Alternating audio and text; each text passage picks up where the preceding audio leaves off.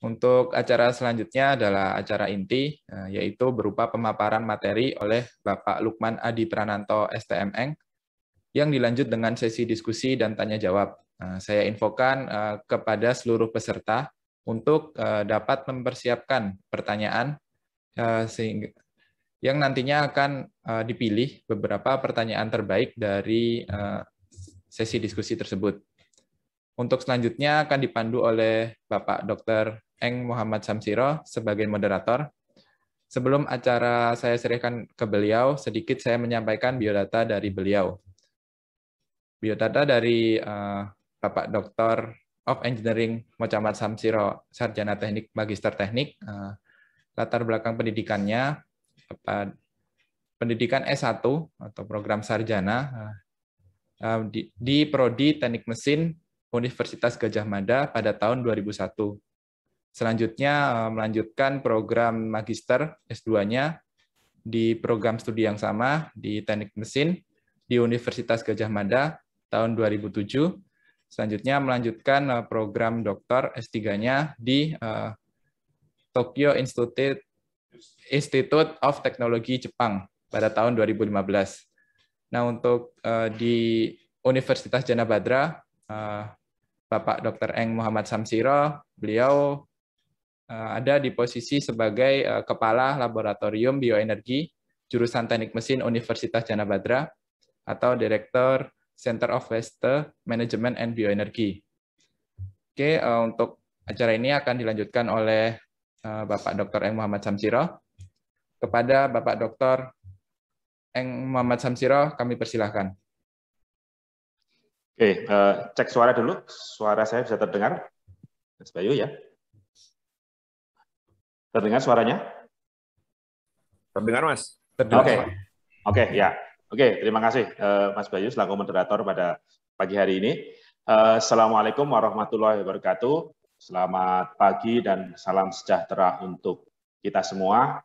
Yang saya hormati Bapak Insinyur Suprianto MT selaku Sekretaris Program Studi Teknik Mesin Universitas Gadjah Mada. Yang saya hormati Bapak Lukman Adi Prananto, ST Master of Engineering, yang selaku pembicara tunggal nih pada webinar pagi hari ini.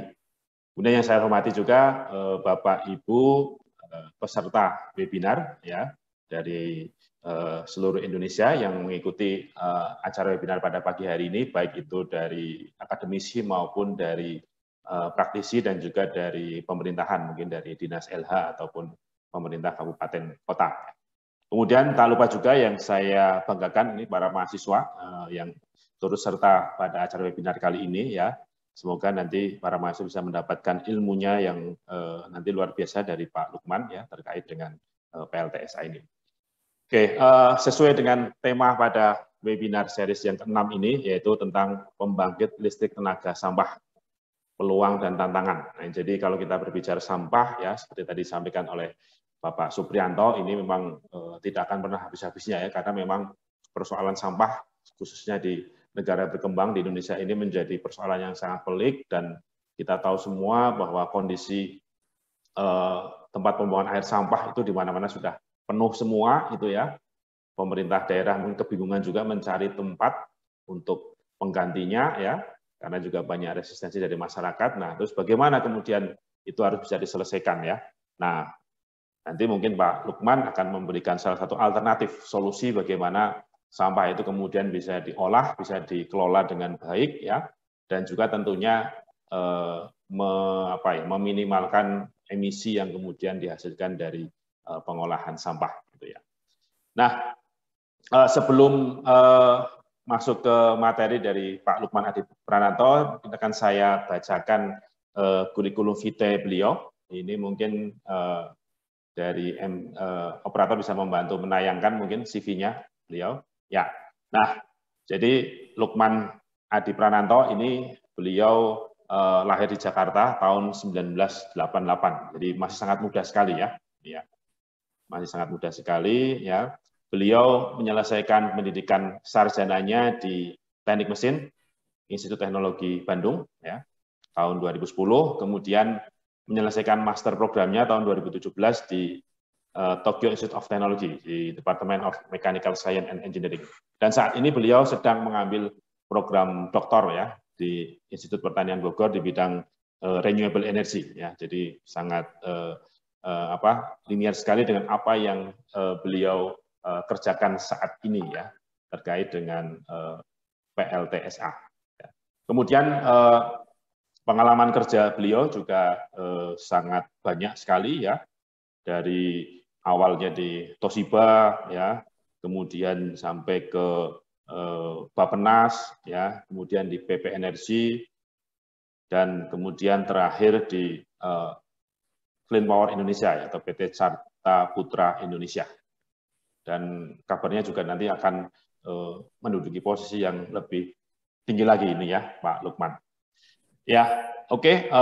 Mungkin saya tidak akan berlama-lama. Ini nanti mungkin Pak Lukman bisa juga memperkenalkan diri lebih jauh tentang aktivitas beliau, tentang apa yang beliau kerjakan selama ini, dan semoga nanti bisa memberikan insight buat kita semua, para peserta ini, dan harapannya nanti ke depan ya ada kolaborasi kerjasama juga antara Clean Power Indonesia dengan Universitas Gadjah Mada ya di dalam pengembangan jenjang perguruan tinggi, riset, ya kemudian pengabdian masyarakat dan pengembangan teknologi terkait dengan PLTSA ini. Oke, langsung saja saya berikan waktunya kepada Bapak Lukman Adi Prananto, mungkin waktunya ya 30-45 menit ya, silakan nanti bisa disesuaikan saja. Oke, waktu dan tempat saya persilakan Pak Lukman, monggo.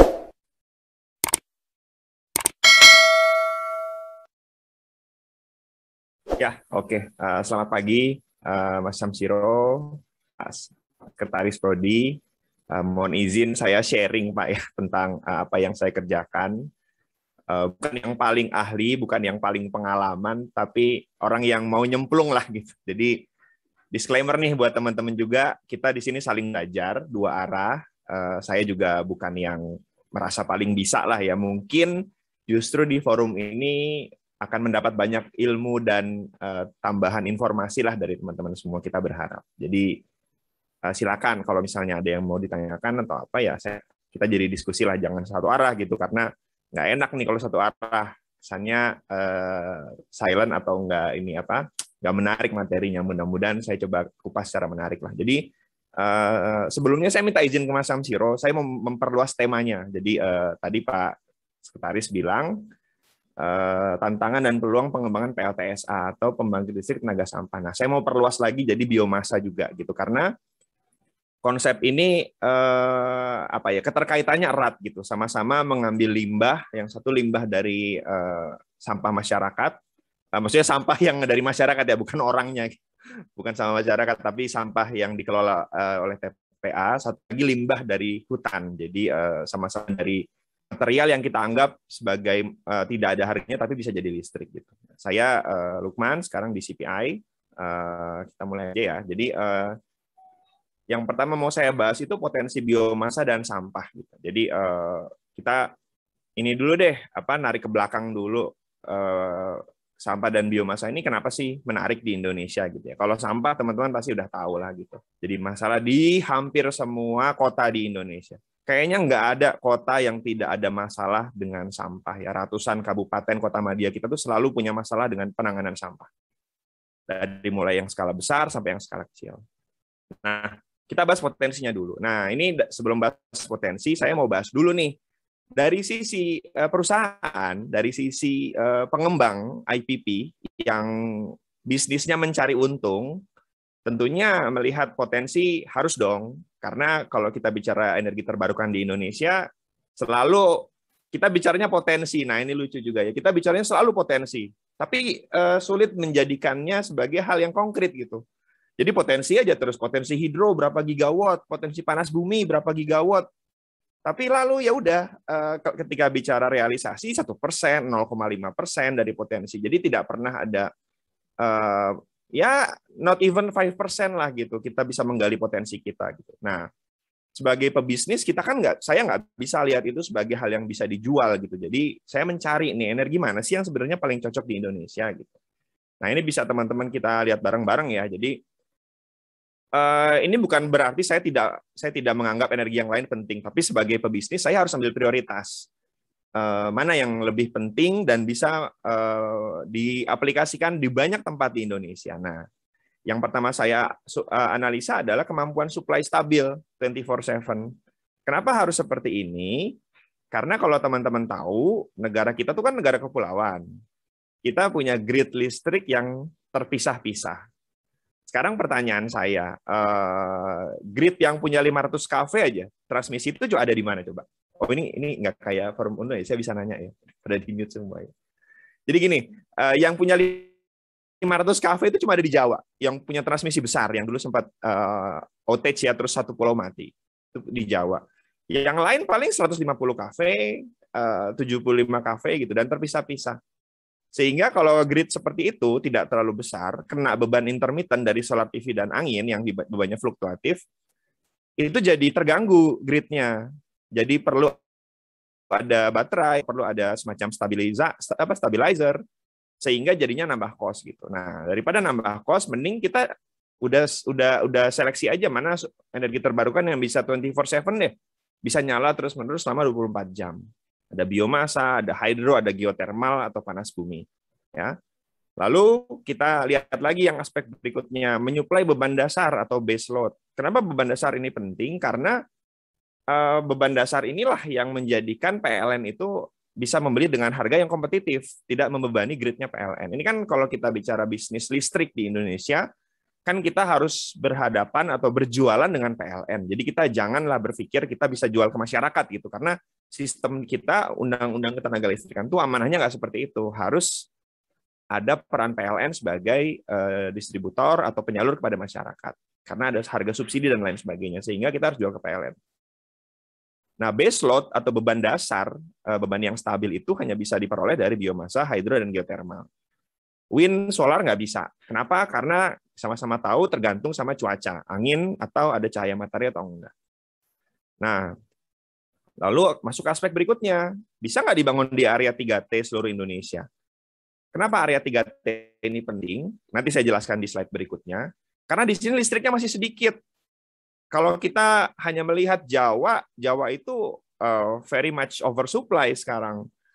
Apalagi nanti pembangkit 2000 megawatt masuk yang dari Batang, terus Pertamina pembangkitnya masuk yang 1760 megawatt. Jadi very much oversupply. Sementara di Indonesia Timur listriknya kurang. Nanti kita lihat ada ininya ilustrasinya. Lalu ada aspek pembukaan lapangan kerja.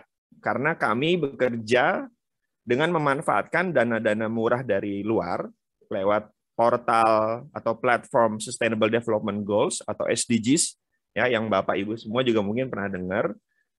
Sehingga aspek lapangan kerja ini penting. Maksudnya gimana? Maksudnya adalah pembangkit EBT atau pembangkit energi terbarukan itu harus punya efek multiplikasi kepada warga sekitar gitu, membuka lapangan pekerjaan. Sehingga kami pilih mana yang menarik bagi donor untuk bisa kontribusi, itu yang kita mainkan gitu. Jadi kita melihat appetite-nya orang gitu. Nah, yang paling penting, ini yang paling bawah nih, pengembangan skala kecil. Kita bicara khususnya PLTSA ya, selalu kita bicaranya misalnya teknologi insinerator gitu yang kapasitasnya let's say di atas 700 ton sampah per hari atau di atas 1000 ton sampah per hari. Masalahnya di Indonesia, di Pulau Jawa atau di pulau-pulau lain, kota atau wilayah yang punya sampah segede gitu nggak lebih dari 10. Paling cuma Jakarta, Surabaya, Semarang mungkin, Solo setahu saya nggak sampai 1000 ton per hari. Ya benar Mas Samsiro ya? Solo kayaknya nggak sampai ya. Atau Jogja lah gitu misalnya. Ya, betul. Ya, jadi nggak sampai gitu.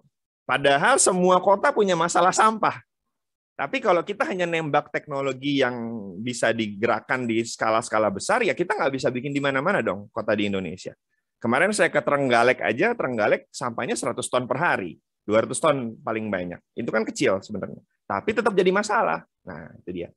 Nah, lalu kita punya tantangan risiko suplai bahan bakar. Kalau sampah rendah ya, ini saya bilang yang biomasa ini tinggi.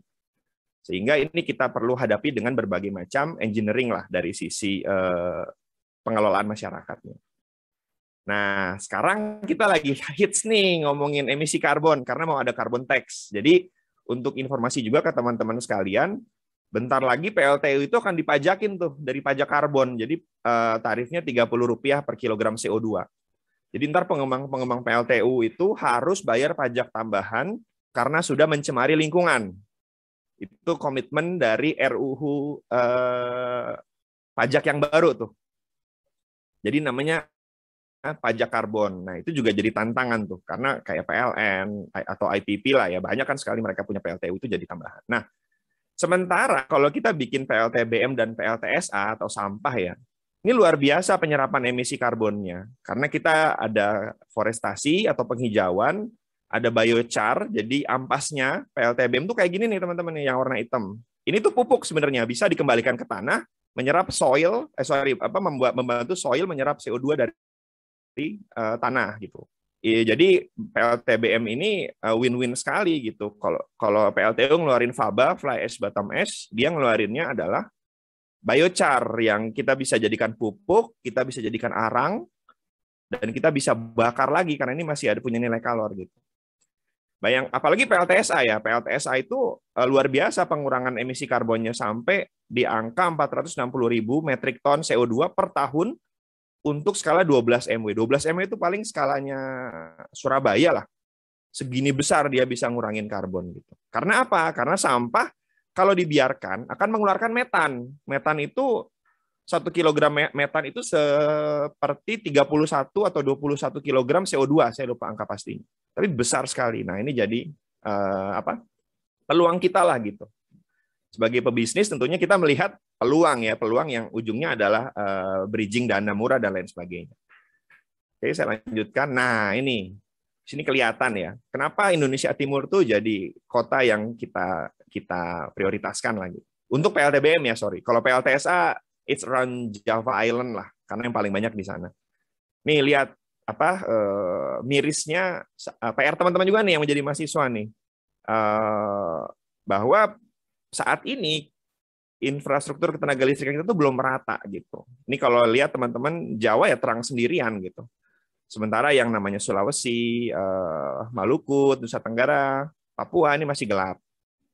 Padahal kalau lihat di negara lain kan merata ya, kayak Tiongkok merata, terus Malaysia kita lihat juga merata. India sangat merata kelihatan di sini gitu. Nah, ini PR kita semua. Dan selama ada tantangan pasti ada peluang kalau untuk pengembang gitu. Jadi peluang kita juga besar untuk melistriki daerah sini.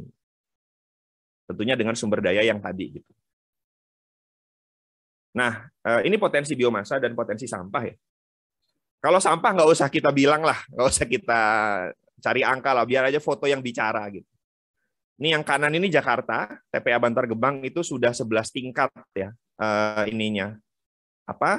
Eskavatornya, ini saya cuma ngambil sebagian, bawahnya ada lagi nih. Jadi sudah jadi gunung di Bantar Gebang. Yang kiri ini Lewi Gajah, itu sudah pernah bahkan karena tumpukan gas metan yang tidak terangkut ke udara sehingga tekanannya tinggi, meledak, dan korban jiwanya sangat banyak waktu itu. Yang kanan bawah ini TPA di Suwung, di Bali. Ini juga sudah padat, tidak bisa lagi ditambah sampah baru. Makanya Pak Gubernur Bali bilang melalui peraturan gubernur bahwa sampah harus diselesaikan di tempatnya. Nah, itu kata kuncinya. Sampah harus diselesaikan di tempatnya. Itu pun yang menjadikan kami meneliti teknologi yang bisa skala-skala kecil. Karena tujuan akhirnya nanti kita mengolah sampah itu tidak di TPA, tapi di tempatnya. TPS kah? Atau di sumbernya langsung gitu. Yang skalanya juga tidak terlalu besar. Nah, biomasa nggak usah dilihat. Di sini kelihatan banget negara kita hijaunya luar biasa gitu. Jadi potensinya besar sekali. Saya ke Denmark waktu itu mereka bilang nanam pohon sampai jadi feedstock biomasa itu 25 tahun waktunya.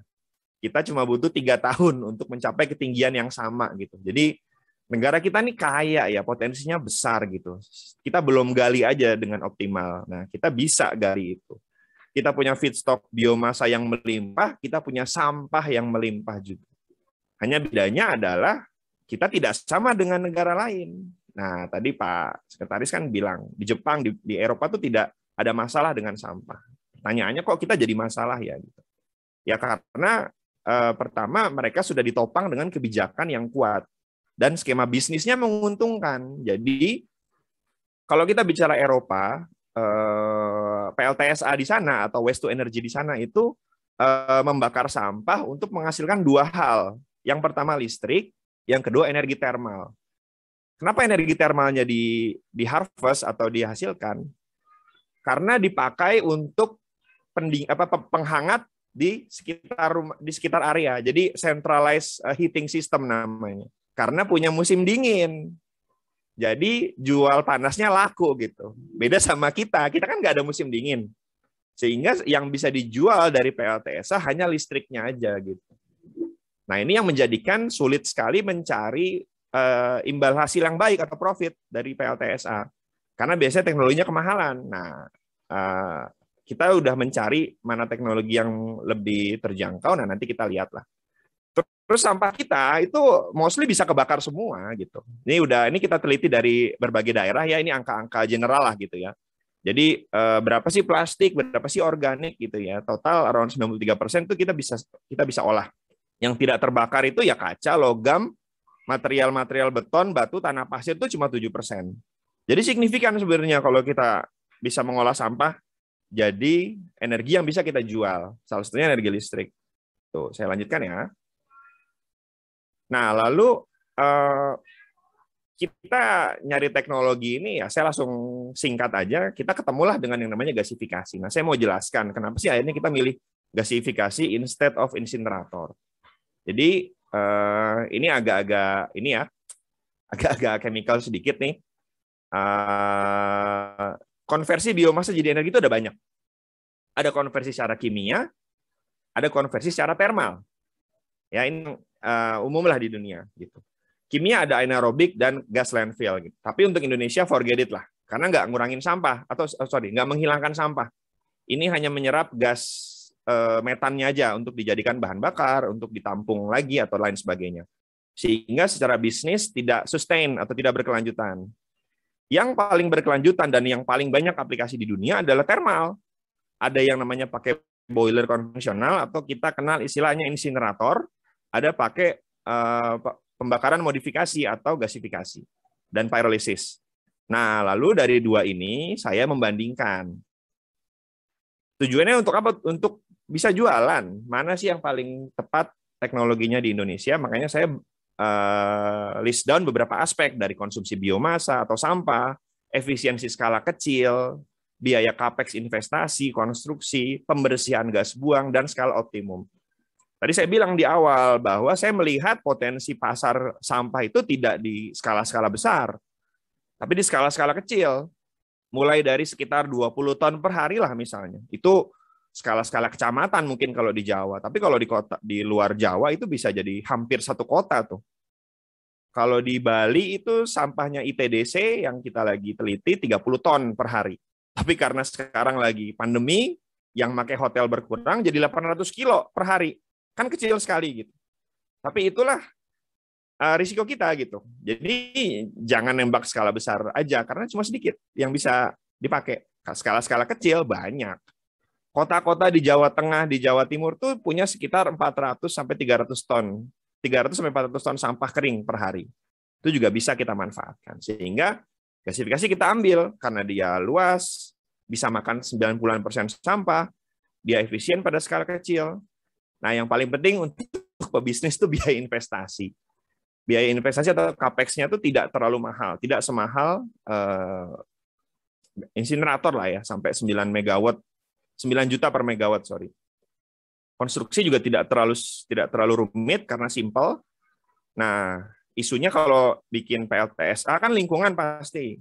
Kita lihat dari gas buang gitu. Karena di insinerator kenapa mahal? Karena gas buangnya itu dimodifikasi pakai beberapa alat tambahan kayak CCS dan lain sebagainya supaya ketika dibuang gasnya bersih. Itu untuk insinerator ya, gasnya bersih, jadi dia kompleks gitu. Apalagi sampah di Indonesia itu sampah yang tidak terpilah gitu, campuran. Kadang-kadang sampah kantong kresek barengan masuknya sama ban. Kadang-kadang sampah kantong plastik atau kertas bareng masuk sama dipan kasur orang gitu. Jadi apa ya? Tidak mudah gitu untuk di Indonesia gitu. pasti bapak-bapak dari Dinas LHK udah ngerti lah soal ini. Kita juga waktu lihat, ternyata bener ya yang kata orang, ada kursi, ada ban, ada bantal, lain sebagainya. Skala optimum juga kita lihat, insinerator tuh baru bisa skala-skala besar, di atas 8 MW, 10 MW gitu. Sementara yang butuh PLTSA di Indonesia sebenarnya skala-skala kecil. 100 kW atau sekitar 20 ton sampah per hari sampai 10 MW lah gitu.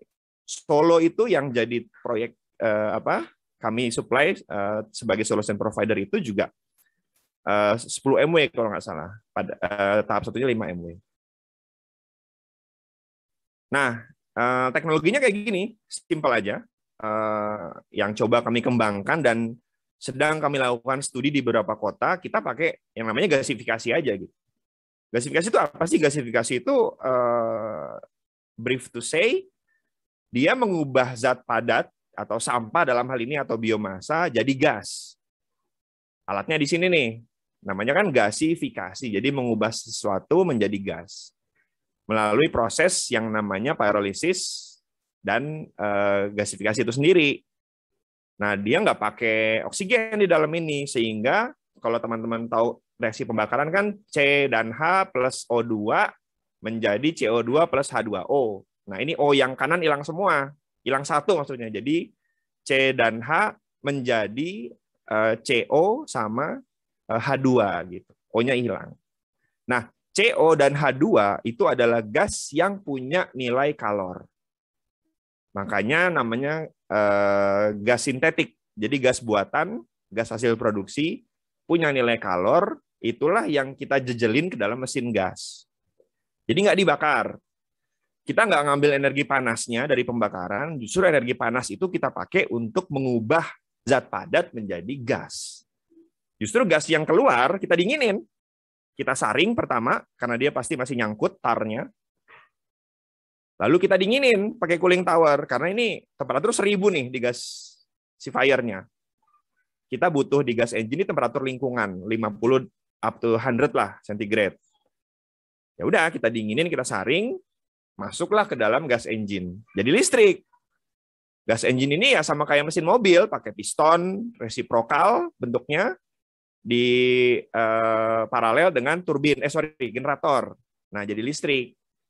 Dan ini bisa base load, bisa diatur bebannya, mau berapa kilowatt, berapa megawatt, berdasarkan spek. Nah, inilah yang membuat kita merasa kayaknya ini deh yang cocok di Indonesia gitu, karena alatnya aja simpel, nggak serumit kalau kita bikin insinerator, dan kalau lihat dari sini kan ini nggak butuh rotating equipment ya selain di gas engine gitu. Jadi risiko EPC-nya lebih mudah, sehingga kalau bikin civil work juga bangunannya bisa lebih murah gitu. Karena bikin PLTSA di Indonesia syaratnya satu, harus murah aja udah, nggak bisa mahal.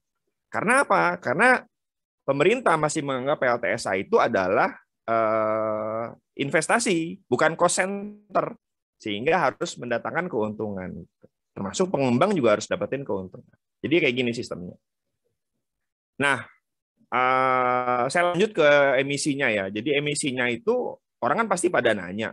Ini pasti kalau PLTSA ini emisinya luar biasa karena yang dibakar atau dikonversi sampah. Kalau gasifikasi kita nggak bakar ya, kita manggang lah gitu. Kalau bakar kan langsung ketemu api langsung. Ini kan nggak ketemu O2, nggak ketemu api secara langsung. Jadi kita panggang sehingga standar emisinya pun di bawah standar LHK gitu. Ya intinya aman lah. Lalu abunya seperti ini, non toksik. Kita concern sekali dengan masalah abu ini, tapi di gasifikasi itu dia non toksik sehingga justru bisa dijual lagi nih kayak batu ini bentuknya. Jadi pengeras jalan dan lain sebagainya. Kalau yang biomasa karena kita makannya adalah tanaman atau kayu, abunya ini adalah pupuk gitu. Jadi bisa jadi uang sebenarnya. Kalau PLTSA nggak bisa untuk jadi pupuk, karena kan bukan dari organik ya. Dia campuran, jadinya seperti ini. Dengan SDGs, kita ada beberapa aspek yang kita bisa telusuri dari mulai affordable clean energy, terus industry innovation and infrastructure, karena kalau nanti kebutuhannya masif, pasti jadi industri deh. Kita nggak mungkin impor, karena toh alatnya gampang dibikin. teman-teman Jana Badra ini alat ini tuh bisa dibikin di Indonesia gitu. Mas Amsiro paham lah, ini alat bukan alat yang rocket science, ini udah ada sejak lama dan bisa dibikin di dalam negeri gitu. Jadi kalau udah ada industri, ada kebutuhan yang masif, bukan nggak mungkin ini jadi satu industri baru gitu. Daripada kita terlalu fokus pada solar PV atau baterai, kita melupakan potensi lain nih yang namanya gasifikasi ini. Padahal ini potensinya besar. Terus climate action, ya itu tadi. Dari semua sumber energi terbarukan, sampah itu yang paling banyak menghemat CO2. Karena sampah dibiarin jadi masalah. Biomasa Anda biarin, nggak jadi masalah. Batu bara Anda biarin, nggak jadi masalah. Gas alam Anda diemin, ya as it is saja gitu. Karena dia terkubur di dalam bumi. Tapi sampah didiemin, oh it's gonna be a big problem gitu. Kita nggak mau ada Lewi Gajah berikutnya kan, yang metannya meledak. Padahal itu adalah energi semuanya. Sehingga kalau kita bikin PLTSA, kita menyelamatkan hidup di air dan di darat nih. Ini kalau Pemda bisa packaging ini ke donor juga, I'm sure donor itu pasti akan melihat gitu, karena it's all about money nih di sini. Donor, dana-dana filantropi, even IKEA Foundation mau mendanai ini dan lain sebagainya. Jadi peluangnya banyak gitu. Kita jangan bergantung pada APBN karena ruang fiskal terbatas. Justru dana-dana dari luar negeri banyak yang bisa kita drive ke sini. Nah, teman-teman di Jana Badra nih mumpung masih mahasiswa, belajar nih SDGs. It's gonna be a big cake dalam 5-10 tahun mendatang. Karena ingat ya, PLN sudah nggak bikin PLTU baru. Ya, jadi PLTU yang sekarang malah mau di scrap, malah mau di retire dengan program-program baru. Terus kalau PLTU-nya dihilangkan apa? Ya ini, ya sampah, ya biomasa, ya solar PV. Jadi ini semua adalah peluang-peluang baru. Bisa jadi ini bukan bisa jadi disrupsi. Ini udah jadi disrupsi ekonomi nih sekarang untuk energi. Kita lagi jalan nih. Sekarang pemain-pemainnya lagi pada wait and see. Kalau udah jalan, PLN ngasih clearance, kita bisa provide tarif yang bagus. Ya udah, tinggal bergulir aja nih, gitu. Mumpung teman-teman masih muda, pelajari ini gitu. Saya udah cukup telat belajar ini. Dulu saya di Toshiba bikin power plant-nya PLTU gitu. Sekarang saya baru nyetir ke sini ya baru sekarang. Ya mungkin kalau cuma bicara konsep tanpa foto-foto ini kayaknya kurang menarik ya. Jadi saya diminta Mas Syamsiro juga untuk coba kasih kontribusi kita gitu di secara global dan di Indonesia gitu ya. Jadi saya pertama coba ngasih foto yang biomasa nih karena ini proyek pertama kita. Ini biomasa itu kita tidak pakai konsesi lahan. Jadi bukan sawit nih, bukan kayak sawit, bukan kayak hutan industri, bukan. Kita beli dari masyarakat. Jadi yang tadinya si PLTD beli diesel dari luar, impor, ya itu kita ganti. Kita ganti jadi biomasa, biomasanya kita beli ke masyarakat. Jadi masyarakat di sekitar sana itu proaktif ngumpulin kayu. Nah, ini juga untungnya kenapa kita pakai gasifikasi, karena kayunya bisa macam-macam. Nggak harus tertentu, harus empty fruit bunch lah, atau harus kaliandra gitu. Bisa macam-macam. Bisa gamal, bisa bambu, bisa ranting yang lu temuin, yang kalian temuin di pohon gitu. Dan dibeli. Biomasa itu butuhnya puluhan ton per hari. Dan itu akan menjadi uangnya masyarakat. Dibeli dengan harga sekitar Rp400 per kilogram. Masyarakat juga sebelumnya jualan buat kayu bakar gitu. Sekarang belinya, kalau biasa supply-nya adalah 10 kilo per hari, ini butuh sampai 200 kilo per hari. Masyarakat termotivasi nggak? Termotivasi, karena ujungnya uang. Kita juga developer dapat untung, karena kita bisa jualan listrik ke PLN dengan harga yang masih masuk gitu. Nah, ini survei dari Kementerian Keuangan ya, Pak Aguna nih partner kita juga. Ini lucu juga ya di foto ini ya. Saya mau highlight foto ini nih. Kenapa? Karena jadi ATM. Jadi ibunya ini, si ibu yang baju merah ini, dia masuk hutan, kumpulkan kayu-kayu, nggak dia jual dulu. Kalau dia butuh uang, dia baru jual. Makanya dia taruh di sini nih kayunya nih. Ini duit semua nih bagi dia. Dan memang jadi duit gitu. Lalu kita lihat juga, kalau kita bicara SDGs kan ada gender equality ya. Ini perempuan loh yang kerja. Jadi bukan laki-laki semata nih yang bisa cari uang. Jadi peran gender ini keangkat di sini. Ini untuk PLTBM. Kalau PLTSA tidak langsung ke sini, tapi ya lebih besar kepada CO2 itu tadi.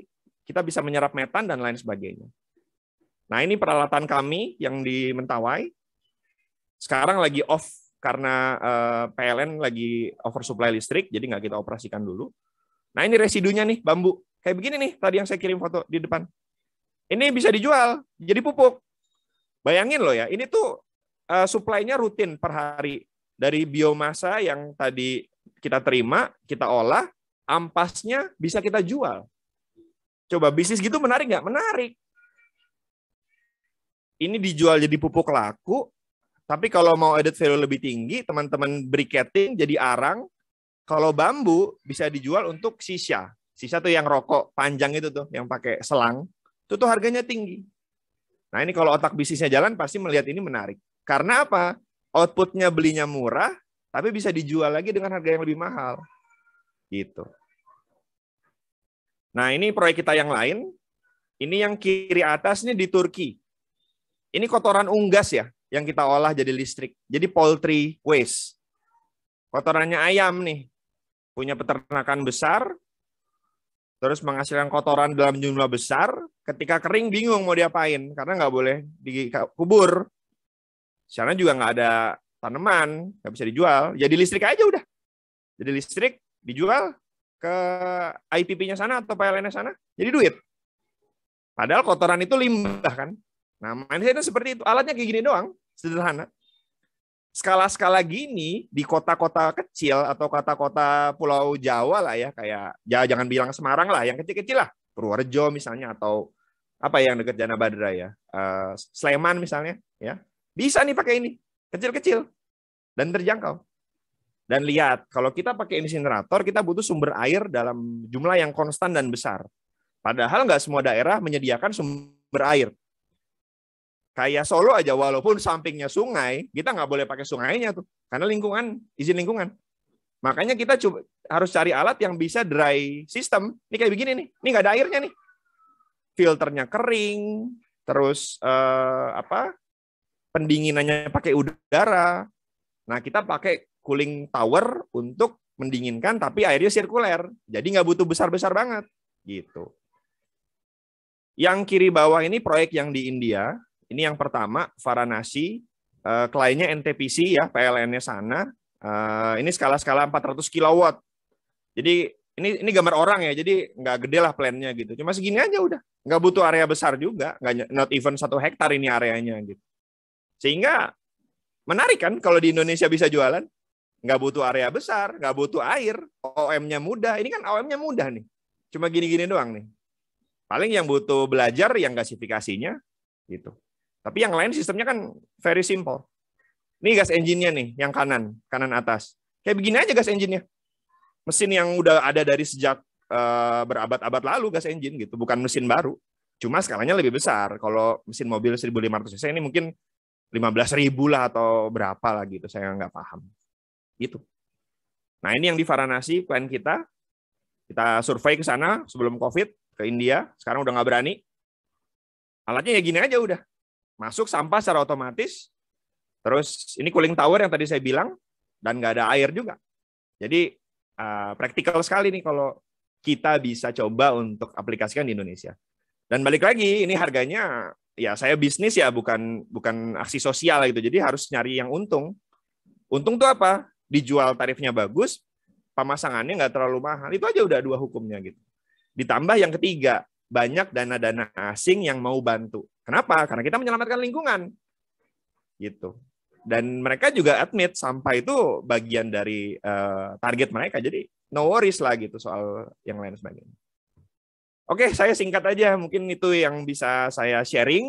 Saya berharapnya kita jadi diskusi setelah ini. Kalau bisa lumayan panjang, saya bisa cerita.